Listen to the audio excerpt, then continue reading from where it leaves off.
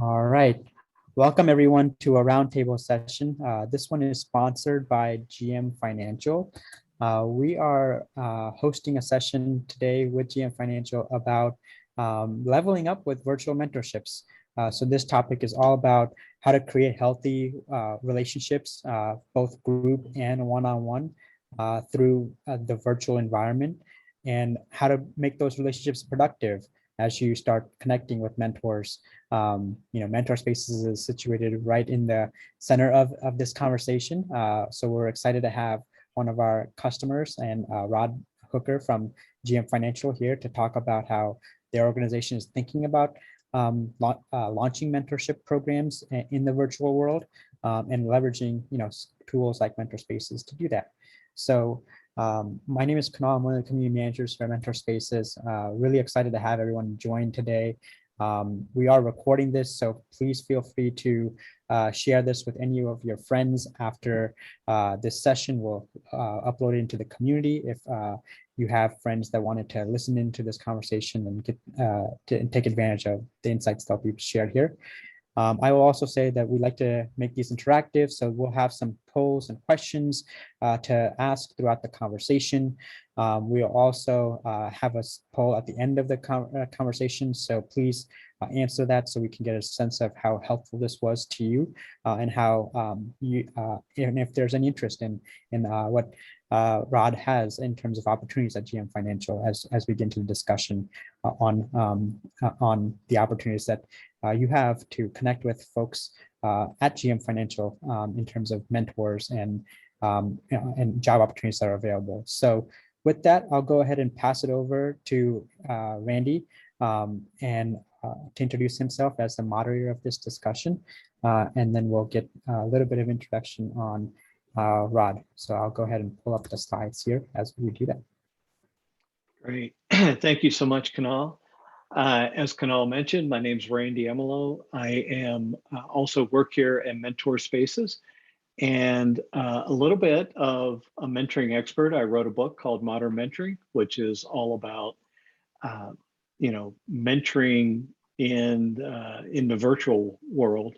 And today I'm joined with Rod Hooker, and Rod is from GM Financial and one of their experts there. So that's a little bit of my background. I'm going to play moderator, but I may end up sharing some opinions on this topic since it's so near and dear to my heart. Rod, why don't you take a moment and introduce yourself? Hey, thank you, Randy. Kunal. Randy, I need to get a copy of that book. I forgot you wrote a book, so I need to get a copy of that. maybe get your autograph as well. No. Hello, everyone. My name is Rod Hooker. I'm the Diversity and Inclusion Manager at GM Financial, based in Dallas-Fort Worth in the great state of Texas. Part of my role and responsibilities with GM Financial is leading and managing some of our diversity, equity, and inclusion programming initiatives that we have with the company in order to help us become one of the most inclusive companies in the world. So that's anywhere from mentoring, whether that's internal, external mentoring, to employee resource groups, and anything else in order to keep DE&I in the forefront for our company. So that's a little bit about me. Been with the company about 8 years, going on 9 years. Yep. Great. And as we get started, of course, Rod, you'll be able to share more about the exciting things that are going on at GM Financial. Absolutely. Let's go ahead and kick off a little bit with, it's probably the biggest question, although I think it's been answered, but can virtual mentoring be effective? And maybe if you would speak a little bit to the effectiveness or what you have seen to be the effectiveness of virtual mentoring. Yes, absolutely. I definitely think virtual mentoring can be effective. It's really no different from face-to-face mentoring. The only thing that you have now is the technology that you use, similar to what we're doing right now, with Zoom and some of the other platforms that are out there, but it could absolutely be effective. Just kind of following some of the practices and guidelines that's in place in order for a healthy mentoring relationship. You can kind of transfer a lot of those practices over to a virtual mentorship in order for it to be productive and healthy. So me personally, I have someone that a mentee that I'm mentoring right now. Well, I would say we're both mentoring each other, because I definitely learned a lot from meeting with my mentees and just kind of speaking with them and talking with them, as well as pouring into them and they're pouring into me as well. But we are intentional about the things that we do, knowing that we're not able to meet face to face, or in this situation, we're in different states. So, we just can't go and grab a cup of coffee or anything like that, but we have the opportunity to connect via some of the platforms out there, just using some of the best practices, making sure things are in place, agendas, some of that other stuff that helps to have a healthy mentorship relationship, which we'll talk about a little bit later. But in my opinion, I think you can definitely have an effective virtual mentorship relationship. Yeah, thank you so much, Rod. I think that a key point of what I'm hearing is that it really has more to do with the process that you implement than the medium of connection. And I think that that's kind of always been the case. But absolutely, with virtual communications today, you can actually, I think, be as effective, if not more effective, because you'd have to tell me, but my experience is that we end up with the mentees and actually have a mentor that I connect with virtually. Again, lives in another state, but in the connection, we have to be far more intentional, as you said. We follow, we're more mindful about agenda, and we actually have a process that we follow. I don't want to let everything out of the bag, but I'm sure that you're going to get into some of those kind of best practices. So before we jump into a little bit of best practice, maybe if we can just take a few moments and, for better or for worse, what might be, paint a contrast for us. What is better about meeting or being able to meet face to face versus virtual, and what might some of the positive opportunities be of virtualized mentoring? Right. Well, yeah, in person, of course, you have that opportunity to kind of have that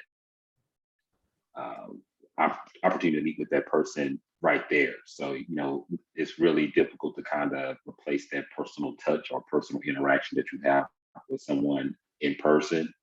So if you want to grab a cup of coffee or meeting with someone for dinner, just being able to kind of sit down and look, see, feel, touch that individual, that's one advantage in-person mentorship that you have, especially, if that person is kind of from your area, maybe to meet up at your favorite spot, and things like that. So it's a lot of familiarity that you can have from an in-person meeting with a mentor or a mentee. But to say all that, there are some, as you mentioned, different things that you can do within a virtual environment that you can't necessarily do in person. And I think both you and I have pointed out, with our mentees and mentors that we meet with, you can be in different states, different time zones, and just having that ability to connect with someone who's not in your city or the same state as you. That provides a whole slew of opportunities to connect with individuals that you probably wouldn't have the opportunity to connect with otherwise, because of the geographic limitation that you have. If that technology wasn't there to allow for you to connect. So that's one thing that I definitely value, and that I was able to discover throughout the pandemic, was just the opportunity to connect with my mentor and mentee virtually, And, sometimes it was kind of during the day, maybe just taking 30 minutes during lunch.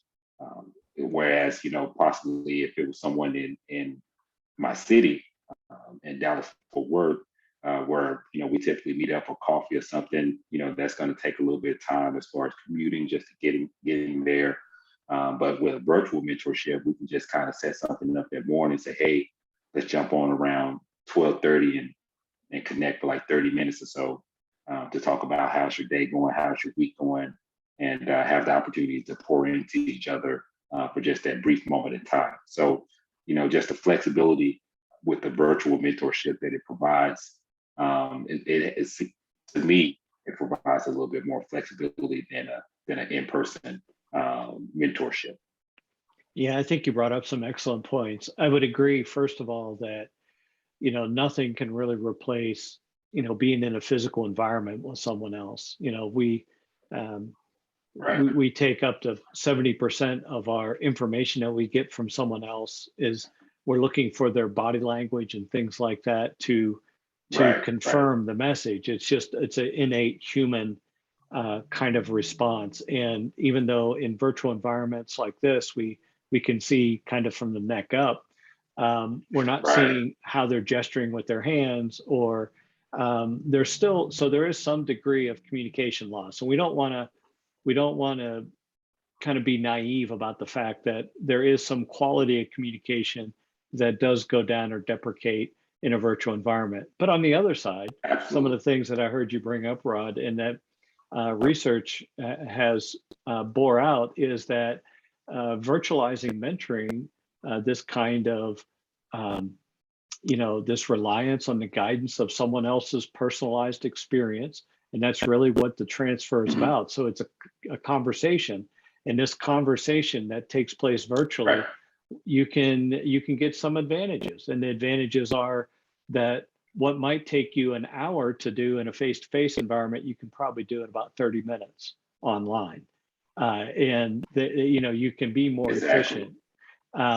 There's not, if you've ever noticed, when you sit down to have a cup of coffee with someone, there's always the 5-minute conversation to get seated, and then you have to order. And then as soon as you get into the first conversation, then the waiter or waitress is right there speaking over you.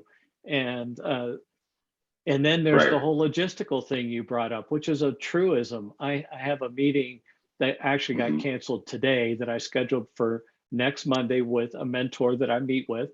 And I live in the Denver area, and he lives up north, and I live down south, and we meet in the middle, but it's still a 35-minute commute.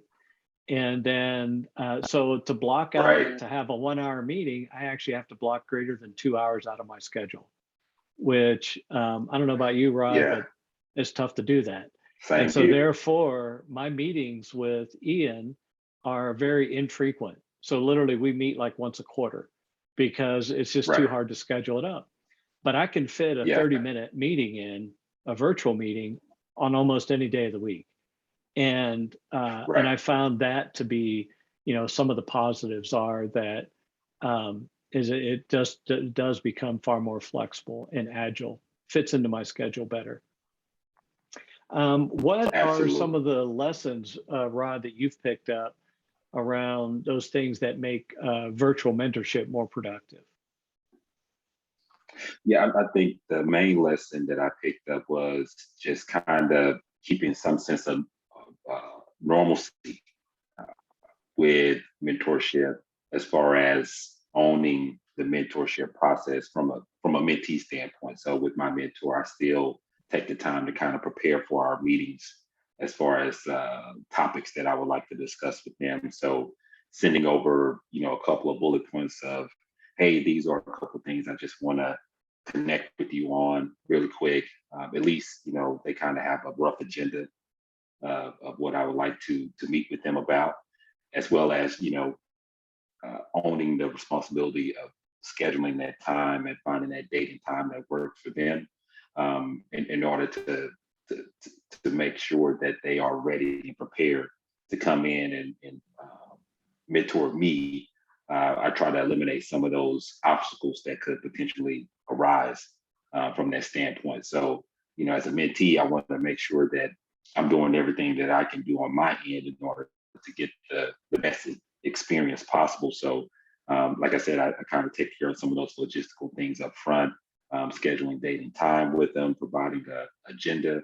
And then once we do connect, whenever we have the opportunity to connect, just kind of being mindful of the time. Of course, you have those periods, like you mentioned, of small talk and things like that, just kind of catching up.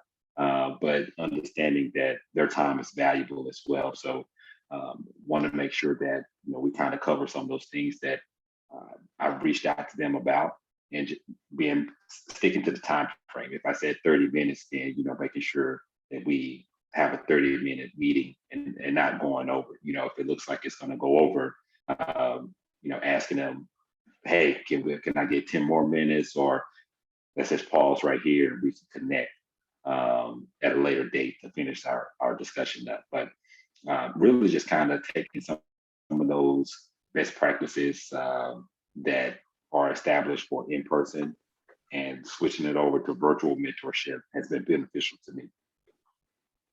Yeah, I agree. I think that's been my experience as well. What I hear you doing is talking about setting yourself up for success, and then your mentoring conversation that you're having, between the mentee and the mentor is more about processing what happened since the last time you met and what you're going to do between this meeting and our next meeting, so that it stays, in a sense, you have a cadence of check-in in a conversation where you deconstruct or talk through, what the learnings are or what you encountered. And it really creates kind of a rich conversation. And you're really, I just think that there's a tone that can be set in these virtual mentorship meetings that sometimes is a little more difficult because of the social kind of niceties and etiquettes that go with face-to-face meetings, that it usually takes you a whole hour to do what you can do in a half hour. If you put your mind to it. But I also like your best practice about sending along a couple agenda points, or here's my talking point, or here's a couple of things that I'm currently, concerned with or worried about. And so you're, in a sense, you're preparing your mentor so that they can look into their bank of experience to be able to be prepared for that conversation. Exactly. Do you also ever find yourself pulling up documents or looking at a presentation or a resume or something like that using, in a virtual environment, because you have all the collaboration tools right at hand? Yeah, I'm glad you brought that up. I have used that before with a mentee, kind of doing some whiteboarding, just kind of jotting down some ideas, helping them really map out their career path and what they're looking to do. So some of the different features that all the platforms have really provides that opportunity to kind of do that in real time, that maybe you're not able to provide in a in-person mentorship. So I have been able to use some of the different tools that like a Teams has or a Zoom has in order to kind of, like I said, whiteboard, jot down some ideas, as well as share, maybe a video that I found on YouTube we can watch together and then discuss afterwards, just so we can have a more robust dialogue about whatever the topic is that we're meeting about. But like you said, it definitely provides that as a benefit, to be able to kind of look at some of that stuff in real time. Very good. As we kind of look at, virtual mentorship, what I'm hearing a lot from you, in what you're sharing, Rod, from your experience, is that it's really not a lot different than face-to-face. And some of the things that we are discussing here today are just plain, best practice for mentoring relationships in general.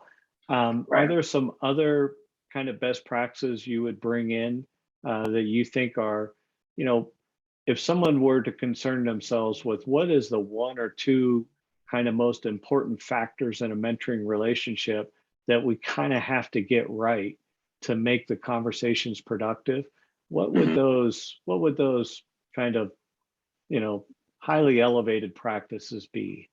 Yeah, yeah. In a virtual environment, I would definitely encourage people to use their video. That still just kind of adds to that, even though you're not in the same room or vicinity with that person, but having the opportunity to lay eyes on someone does provide some sense of um, that you can just kind of establish a connection or relationship with them, as opposed to kind of seeing a dark screen or just a still picture.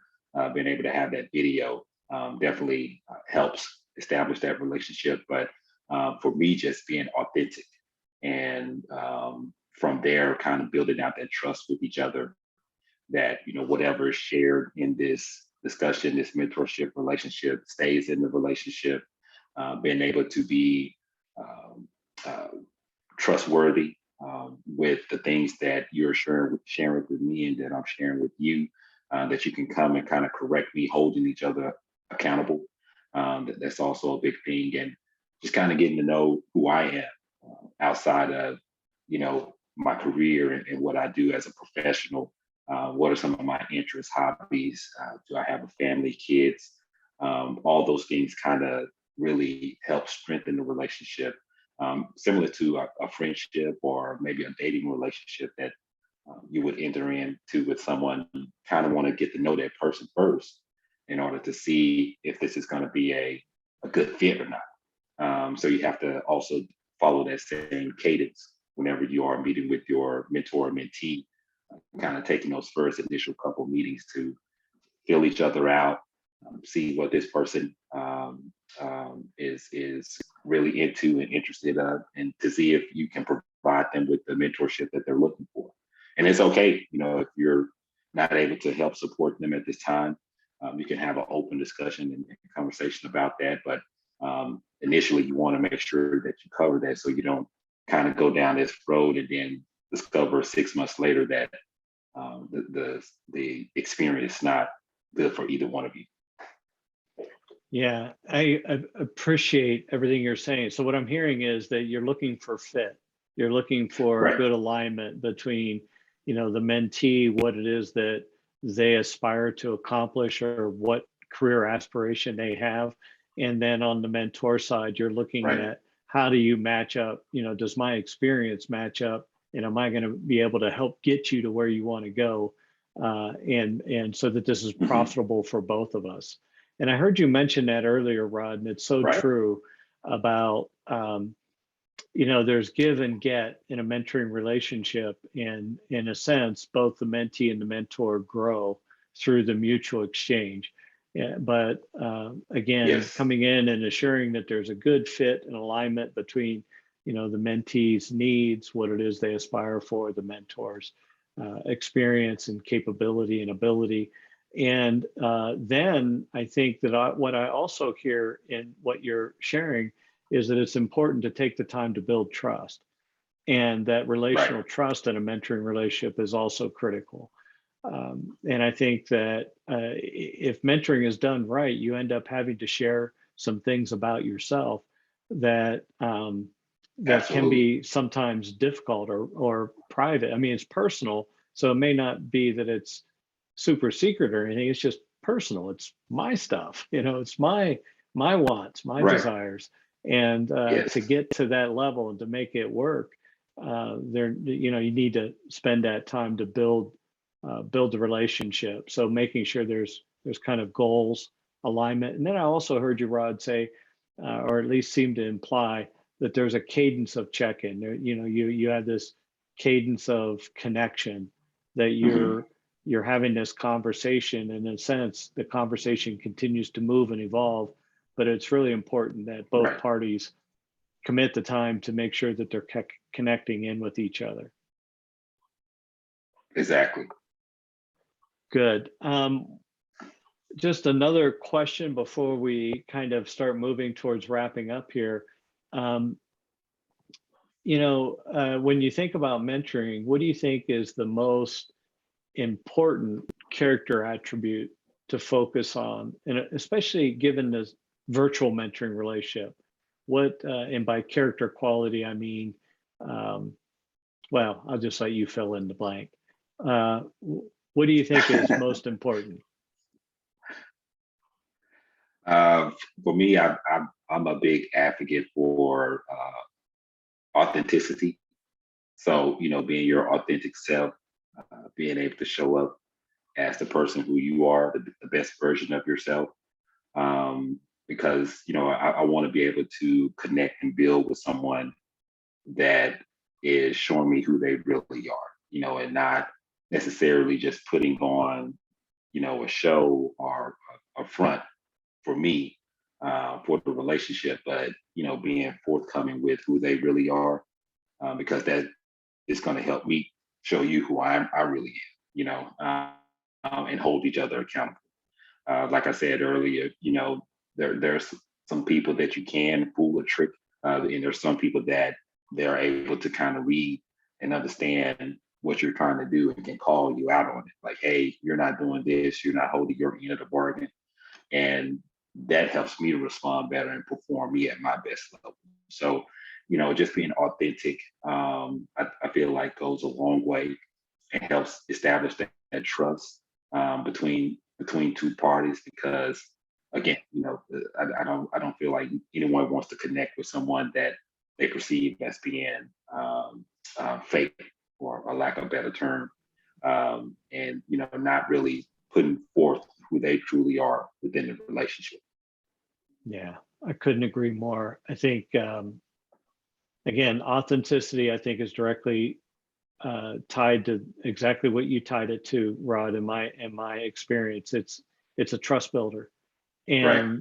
and I don't want to hear what you think I want to hear. I'd rather hear, what are you struggling with? What do you, Right. what bothers you? How can I be more helpful for you? And I want to hear, authentic responses to that always help me more so than just someone who's given me what, some of my children gave me when they were in college. It's what I called the A report. They'd only tell me the things that were going right. They wouldn't talk It's about going the well. things that Yeah. weren't going well.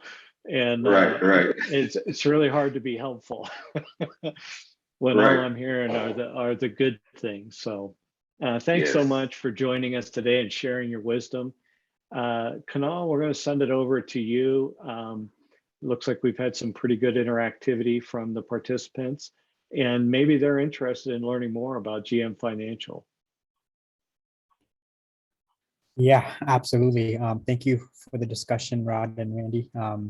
Really awesome to hear both of your perspectives on how virtual mentorship can impact individuals, especially early in their career, as they start to look at, leveraging those relationships for discovery of opportunities, discovery of career paths, etc.